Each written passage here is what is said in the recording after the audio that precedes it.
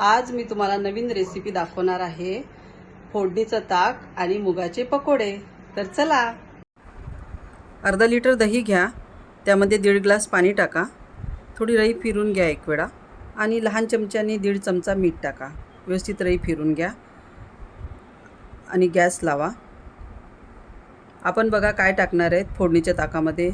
मेथी, हिरवी मिरची, लसूण, कढीपत्ता, कोथिंबीर, सुकी लाल मिरची।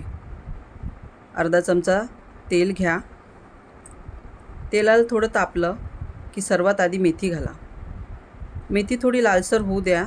नंतर त्यामध्ये मोहरी आणि जिरं घाला। थोडं तडतडू द्या। तडतडल्यानंतर त्यामध्ये कढीपत्ता घाला। कढीपत्ता घालून लसूण घाला।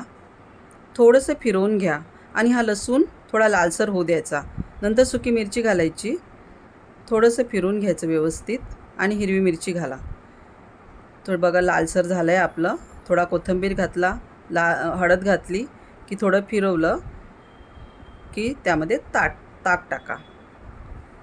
ताक टाकल्यानंतर फास्ट आपल्याला गॅस बंद करायचा आहे। या ताकाला उकळी येऊ द्यायची नाही आहे आणि वरून कोथिंबीर घालायचं आहे। झालं, झटपट ताक तयार।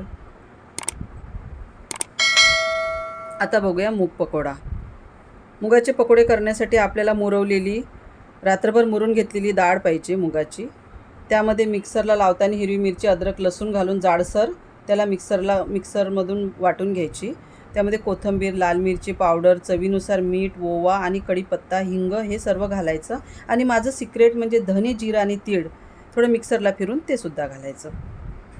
थोडं तेल तापलं की पकोडे तळायचे।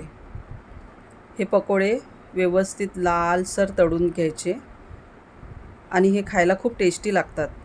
त्याला कुरकुरीत असे तळून घ्यायचे।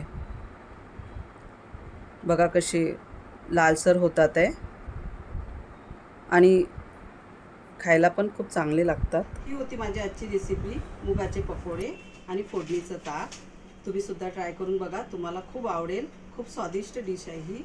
आणि जर तुम्हाला आवडत असेल तर माझ्या व्हिडिओला लाईक आणि शेअर करायला विसरू नका आणि माझ्या चॅनलला सबस्क्राईब करा। धन्यवाद।